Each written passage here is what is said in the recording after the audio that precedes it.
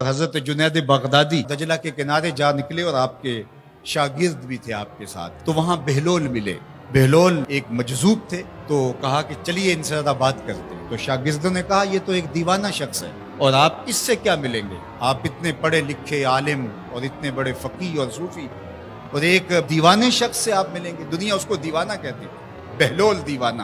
لیکن سعدی بولے کہ سعدیہ نزدیک رائے عاشقاں، خلق مجنو نندو مجنو عاقل است، کا اصل تو عاقل یہ لوگ ہیں۔ تو خیر حضرت جنید بغدادی گئے اور بہلول کو سلام کیا، کہا کہ آپ کون ہیں؟ تو کہا میں جنید بغدادی ہوں۔ تو کہا کیا کرتے؟ کہا کہ میں پڑھنے پڑھانے کی ذمہ داریوں میں لگا ہوں۔ تو آپ نے فرمایا کہ کھانے کے آداب جانتے ہو؟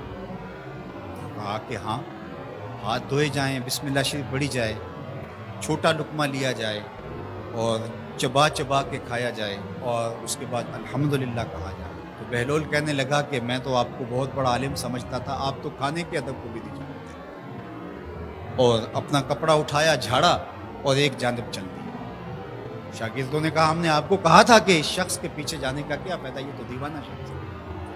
تو کہا نہیں میں اس کے پیچھے جاتا ہوں۔ پھر آپ اس کے پیچھے بھاگے۔ تو پھر بہلول نے پلٹ کے دیکھا، کہا کہ کون ہو؟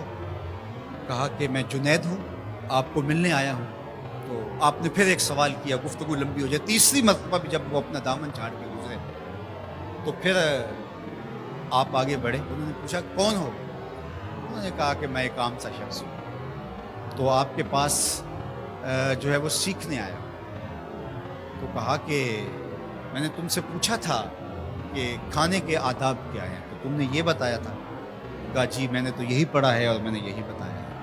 تو کہا کھانے کا سب سے پہلا ادب یہ ہے کہ لقمہ حلال کا ہو، باقی لقمے چھوٹے چھوٹے توڑ کے کھائے یا چبا چبا کے کھائے یا جو ہے وہ پانی پہلے پیے یا بعد میں پیے، کہا یہ باتیں بات کی ہے۔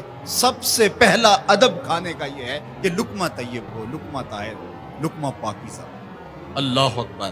تو ہمارے رب نے ہمیں پاکیزہ رزق کھانے کی تلقین فرمائی ہے۔ تو اللہ کے محبوب علیہ السلام نے اس شخص کا ذکر کیا جو لمبا سفر کر کے آیا اور وہ کعبۃ اللہ کے سامنے کھڑا، وہ اللہ تعالیٰ جل شانہ کو پکارتا ہے اور کیا کہتا ہے، یا رب یا رب۔ اشعث اغبر، اس کے بال بکھرے ہوئے ہیں اور اس کا لباس پھٹا ہوا ہے، پراگندہ سی حالت ہے، اور اللہ کے گھر کے سامنے کھڑا ہے، لمبے لمبے ہاتھ کر کے دعا مانگ رہا ہے، یا رب اے میرے اللہ، اے میرے اللہ۔ لیکن فرمایا وَمَطْعَمُهُ حَرَامٌ وَمَشْرَبُهُ حَرَامٌ وَمَلْبَسُهُ حَرَامٌ وَغُذِّيَ بِالْحَرَامِ فَأَنَّىٰ يُسْتَجَابُ لِذَٰلِكَ۔ فرمایا کہ اس نے جو کھایا ہے وہ حرام کا ہے، اس نے جو پیا ہے وہ حرام کا ہے، اس نے جو لباس پہنا ہے وہ حرام کا ہے۔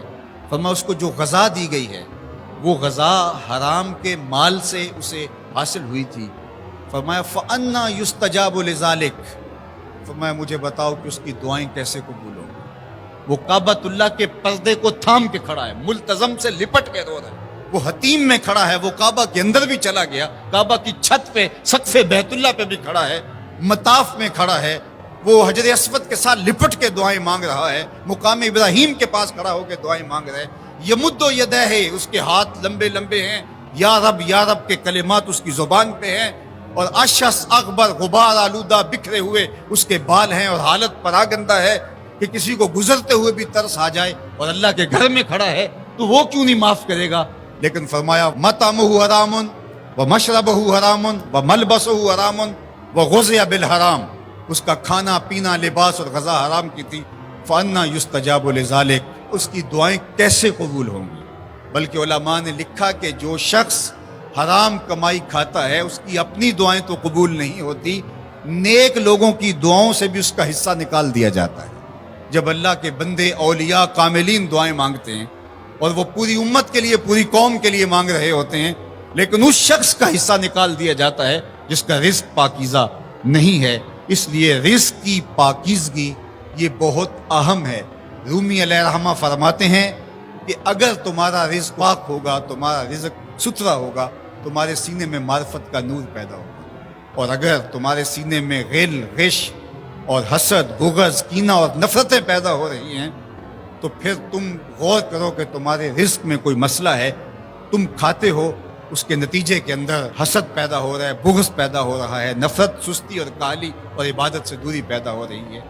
جو رزق حلال ہے وہ عبادت کے لیے تقویت پیدا کرتا ہے، وہ تمہیں سچائی کی زندگی گزارنے کی طرف راغب کرتا ہے۔ تو اہم ترین چیز جو ہے وہ رزق کی پاکیزگی ہے۔